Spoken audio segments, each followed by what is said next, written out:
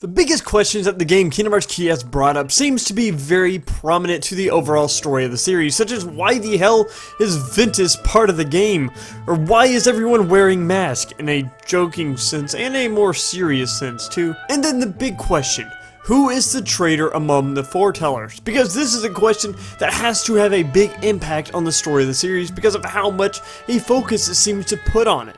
And figure out who did it could open up things and explain why many of these events happened in the first place, and also the impact it has in the future, or will have in the future. And today I'll be talking about who I'm pretty sure is the traitor in Kingdom Hearts Key. But first, let's look at each foreteller, and honestly at this point there are only two foretellers that for me could maybe fit. But let's start out with Ace. I feel he is pretty much too obvious because he acts like a power-hungry asshole, but if it would be him, I guess I wouldn't be surprised. But again, I think he's just way too obvious. He's that guy in an anime or a show who just acts like a dick and they want you to think he's the bad guy, but he's really not. Then there's Ava, who honestly, out of all of the foretellers, is probably up there and my third choice for maybe being the traitor. Yet, I'll talk about her more in a minute. Envy, for the base of the story, she has had no real role that we've seen other than being seen in a few parts of the trailers, as she's devoted to protecting the light, and that in its sense is kind of going against being the traitor, and there is no other foreshadowing accompanying her being the traitor.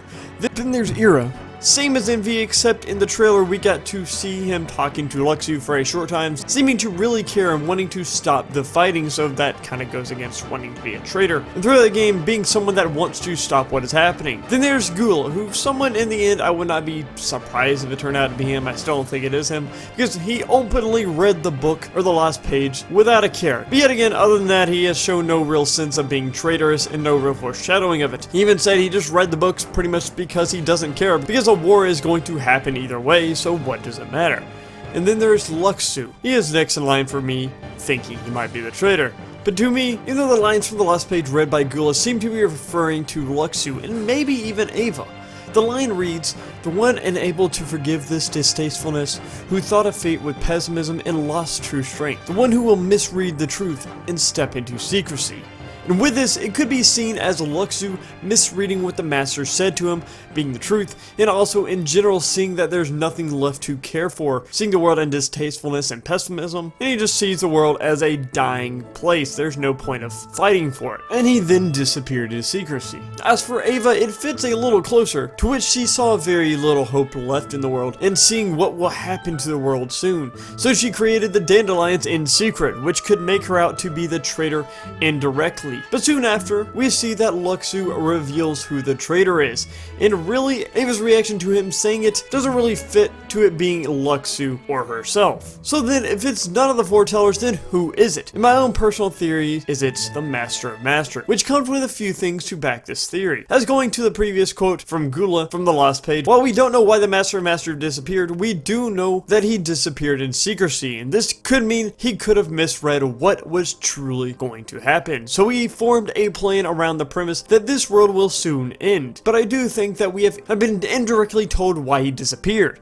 At the start of the game, we find out that there are 5 of 6 foretellers are given a book that is able to see future events, and that soon the end of the world will come and become engulfed in darkness. And just think about that. These books can see the future. So as the most likely creator of these books, he was already able to see the future, and he knew giving them these books would lead to this war in the future. Or at minimum, he knew this war was going to happen. Either way, so he set this up in order to push for his faithful day and for his own purpose. And then what a coincidence. In order to stop the questioning from the foretellers, he then disappeared, so the war would then play out. Because as a master and knowing this day would come, why would the strongest and leader of them leave? It doesn't really make sense, as this large battle would soon come and consume the world. Why would he not try to stop it? So he didn't really care for stopping the war. His leaving also moves into another theory I have about him, but I will say that at the end. But the next piece of evidence comes from the conversation between Luxu and Ava. At the end of Key, here we see Ava finds Luxu, and Luxu explains that the master has told him to watch. Watch as in basically let things play out, which is another sign that the master knew what was happening and could have stopped it, but he didn't, and wanted it that way. And again, he mentions a lost page that the other foretellers don't have, and says it's the master's purpose for what is to come. And Luxu, after everything is over, is meant to live on and achieve this purpose. To which Ava asks ask if he was the traitor, and Luxu then draws the blade of Xehanort, to which Luxu says the name of the actual traitor, which is blocked out from us, and while Ava seems to be extremely shocked, and this point can be more my feeling out of it, because out of everyone introduced, I don't think anyone would have shocked her as much as finding out it was the Master,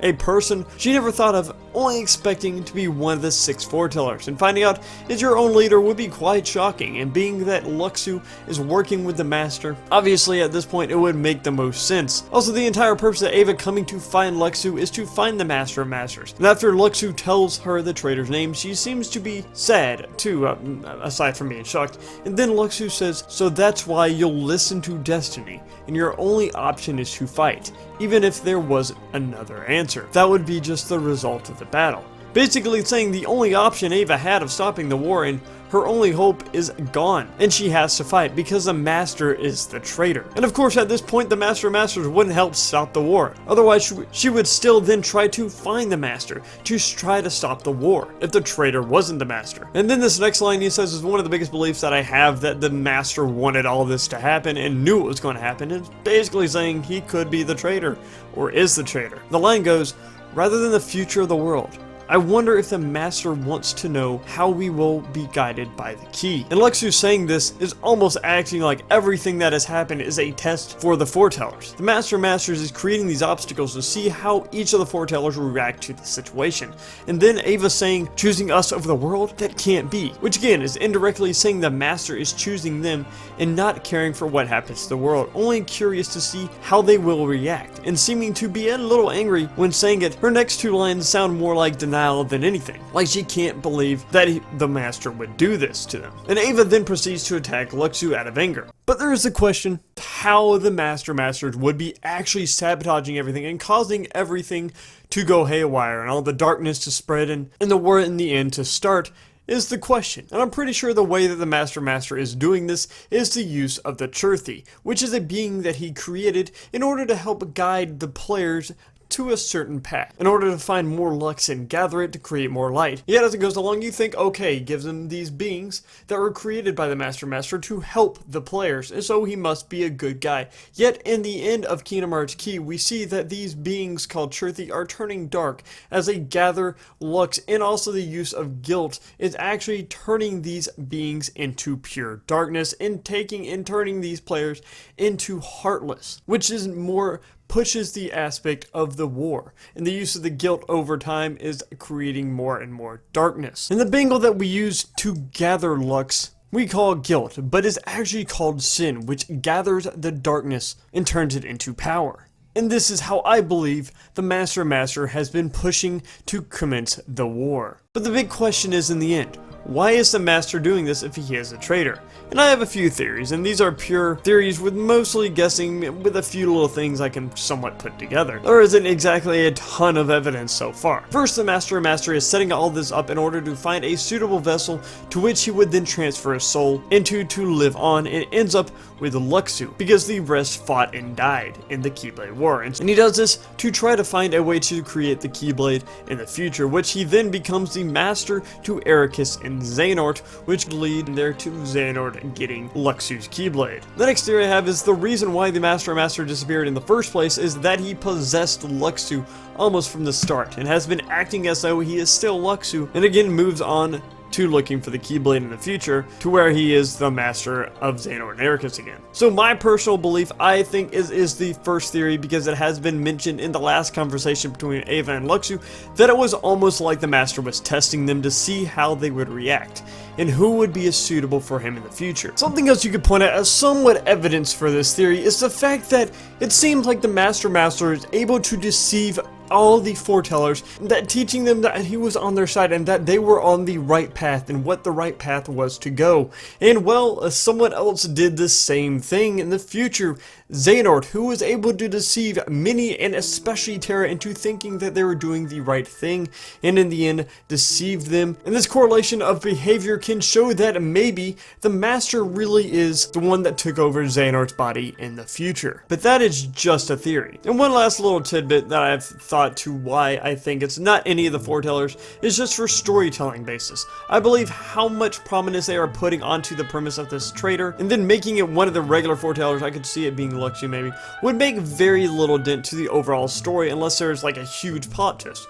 Because otherwise all the foretellers are pretty much dead, and so making the premise of one of them being the traitors just would make little impact on the story, but making it the Master of Masters or Luxu, who will almost for sure have prominence later, makes more sense story-wise. But nonetheless, what do you all think? Who do you think the traitor is, and why do you think the traitor is doing all this? But my name's the Arcane Keyblade, and I will see you all next time.